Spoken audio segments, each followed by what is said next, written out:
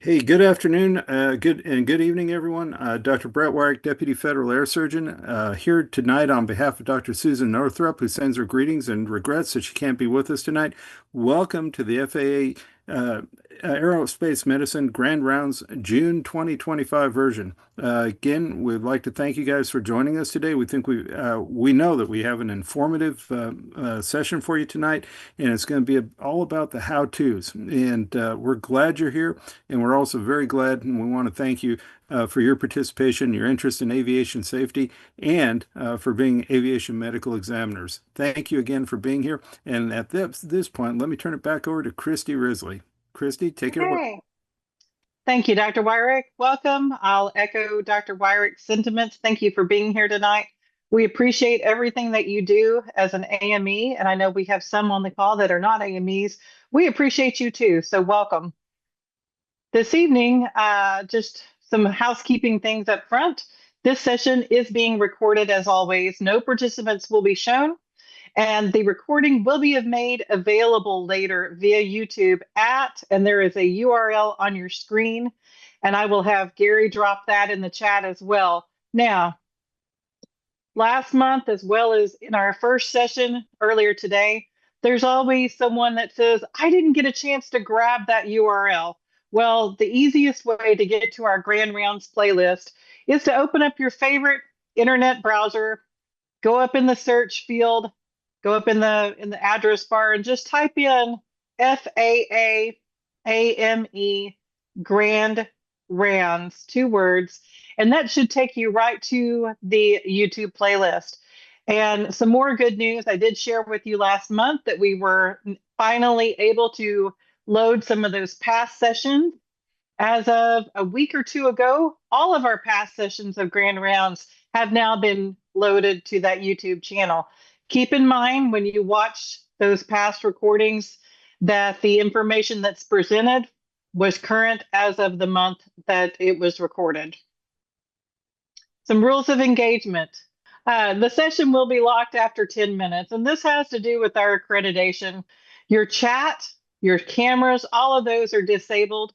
And the reason for that is we want to capture those questions using the Q&A button at the bottom of your Zoom screen. So if you're not super familiar with Zoom, or if it's been a while, maybe a month since you've been in Zoom, take a minute and look at your Zoom screen and locate that Q&A button. When you click on that, that is going to give you the ability to enter in your question, and we'll have folks in the call on the session that will be answering those questions. Please limit your questions to the topics being discussed. That makes it a little easier for us to have those questions answered. Also, as part of our accreditation, we do have to disclose if any of our speakers have any prohibited relationships. And this is our statement for this session, that no speakers have any prohibited relationships to disclose. Also, if you are watching this recording at a future date, we appreciate you taking the time to do that. However, we cannot grant CME credit for watching the recording.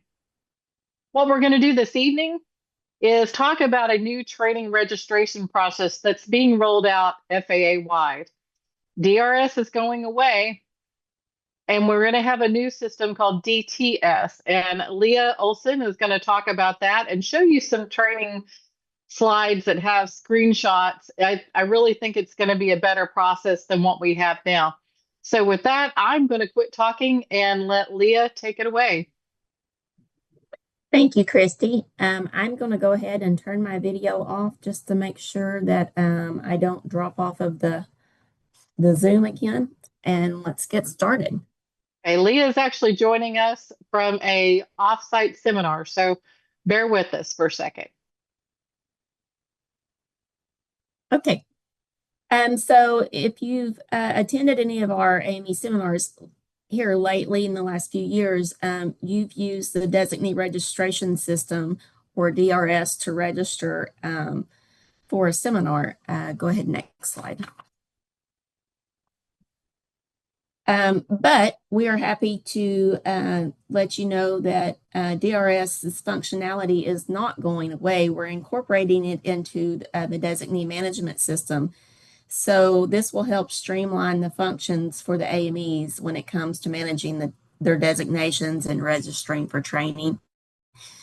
So now it's going to be one-stop shopping. You don't have multiple sites to log into as far as your AME designation goes. You'll still have, your AMCS website to log into, but as far as DMS and all the training, it's just the DMS website now.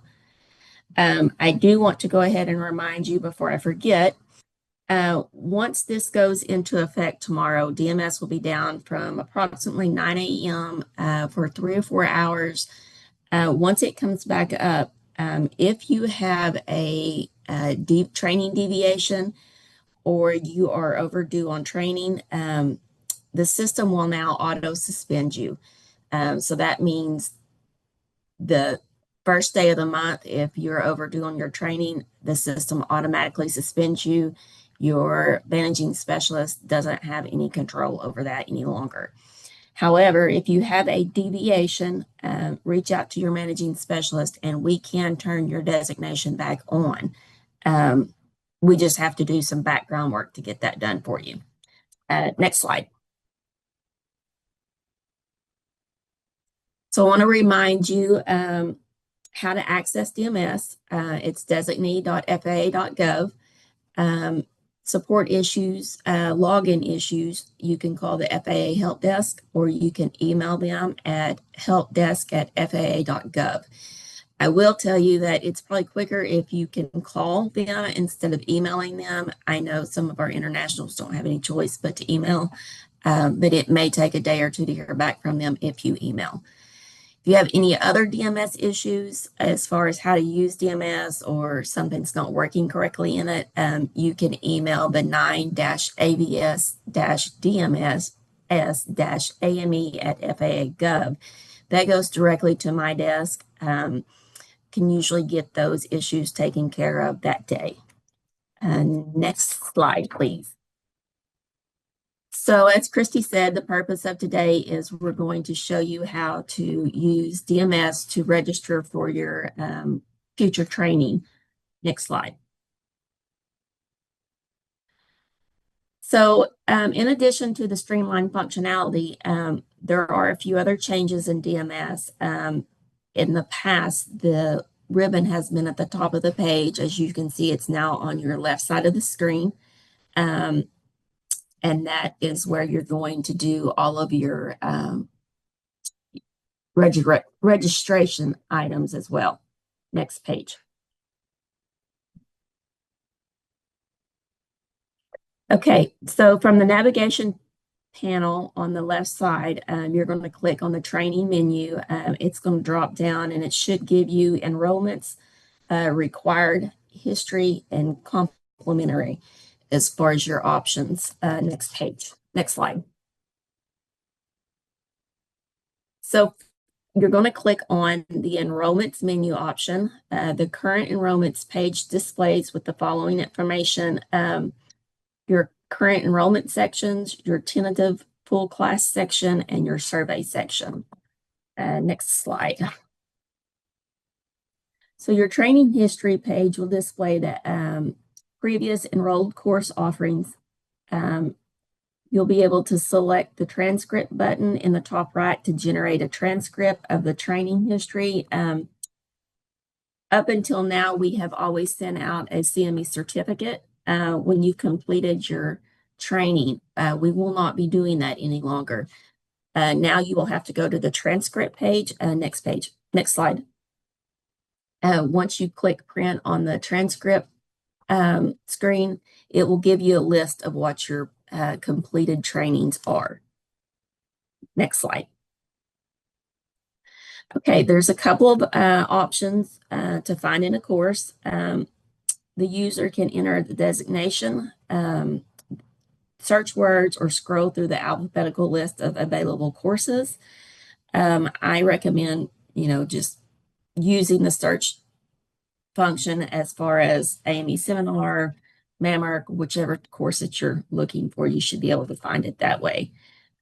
Next slide. So after you've searched for your course, you're going to click on the course hyperlink of the desired training. Next page.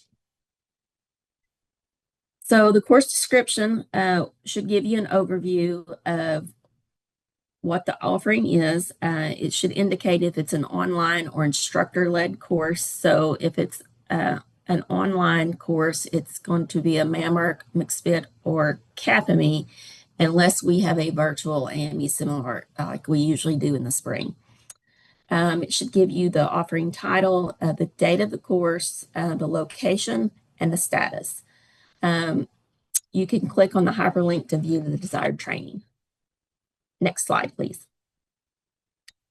The offering page will display your offering ID, name, course designations, the offering details, what offering type it is, contact information, enroll by status, and offering dates.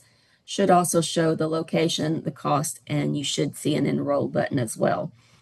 You can click on the enroll button. If there are restrictions for the enrollment, the system will not allow the enrollment process to complete, and the enrollment button will be disabled. Next screen, please. Let's see. You'll not be able to enroll if there is an unfinished prerequisite course or a cutoff date that has already come and gone. There are a few courses that will be by invitation only, so there will be an invitation code. If you don't have those codes, you won't be able to register if the class is full or the class is tentative. If the cutoff date has already passed, you're going to receive a message that tells you that. Next slide, please. Invitation only. From the training menu, you should be able to find a course, use the search function to locate your course offering, click on the course name hyperlink of the desired training, and then click the offering name hyperlink of the desired training. Next slide, please. The offering detail page will display when an invitation code is required for enrollment. The offering section will display an enter code box where the external user enters the invitation code given to them by the training department. You can click on check button if the code is valid, that you'll be able to enroll. If it's not valid, it's not going to let you. If it's not valid, you're going to get a message that says this code is not valid. Please contact your training instructor. Next slide, please. The offering detail page, when an on-site pass is required for a non-U.S. citizen, so our international AMEs, you will be required to enroll for a course 30 days prior to the course will be your deadline. And the reason for that is our training staff has to submit a list to our security department. And so they need to have a 30-day lead time to get that completed. Next slide, please. So if you're not a U.S. citizen and you select no, the system will calculate from the enrollment date and the number of days to obtain a pass. If there's not enough days to obtain that pass, the offering page is going to tell you, sorry, you cannot enroll for this offering, along with any additional information. The enroll button will remain disabled. Next slide. If the course is full, DTS will not allow you to enroll in the course, but it will give you the offering title and it will allow you to join a waiting list. Next slide. If the page displays a message indicating the offering is not accepting enrollments, the display will show a join the waiting list button. Once you've joined the waiting list, the link will change to remove from waiting list. So if you decide you don't want to take the course, you can remove yourself from the waiting list. Next slide, please. If you decide to join the waiting list as the class receives cancellations for the course, the system will change the status to open for the next person on the waiting list. If you get that notification, you'll go to enroll button and navigate to the offering details page and enroll in the offering. Next slide. You're going to click the enroll button to enroll in the offering. Once the enrolled user they can find the course documents under enrollment. Next slide. Sometimes our seminar schedule will indicate a seminar is tentative. I believe we may have one on there actually right now for November. So if that happens, the course will be listed as tentative. You can click on that to alert you whenever the registration is available. So if that happens, DMS will send you a message in your message box letting you know that the course is now open for registration. Next slide. And next slide, I think I combine those two. Okay. Currently, our seminar tests are taken in Course Avenue along with our MAMR course. But in the future, you're going to be taking your test and your online course, MAMR, in DMS. The test will be available after tomorrow. The actual MAMR course probably won't be available until the October release. I'll send out a blanket message when those are available. Let's see. So you're going to, when you get ready to take a test or actually take the course, you're going to click on the course link on the right side. And next slide, please. That's going to take you to another system called Learning Management System. There is a small Start Now button there that you're going to click, and that will direct you through the course. Next slide. After you've completed the course, the user will have to go back out to the current enrollments page and click on the final test link. Should be there with the DMS updates.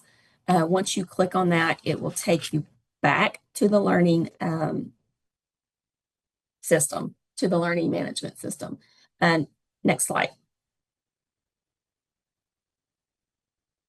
Once you have completed the test, you should be able to find your grade under the grades link on the left side. If your grade is not there, you'll need to refresh the page. You will receive a message in your inbox stating when your grade is available to view. AMEs will be given a pass or a not pass grade. There will not be a number grade given any longer. Next slide. So from that, you're going to navigate back out to the enrollments page, to your current enrollments page. It's going to be clear of the offering, and the training history page is going to be updated with the completed course that you just took. I also want to point out down at the bottom is a survey link. Currently, your tests have surveys at the end of them. I believe we're going to be splitting those up from now on. So make sure if there's a survey link under the survey portion, make sure you go in and take that survey. It's very important for us to know what we can change and make better for you AMEs. Next page, I think that's it. Okay, any questions? Okay, thank you, Leah. As always, we like to put in our shameless plug for AME guide improvement. If you have any suggestions for how we can improve the AME guide, you can send those suggestions to ameguide@faa.gov. Keep in mind that this mailbox does not answer case questions. Thank you again for the service you provide as an AME. We can't do this without you. I see Dr. Wyrick on camera. Did you want to say anything, Dr. Wyrick? No, just good night, everybody, and have a safe summer. Oh, one other thing, if you're still on, our our July session is going to be a little bit delayed due to scheduling conflicts. I totally forgot about that earlier. So watch for a notification for that. That date will be August 6th, and we will send out the links for that. Thank you and good night.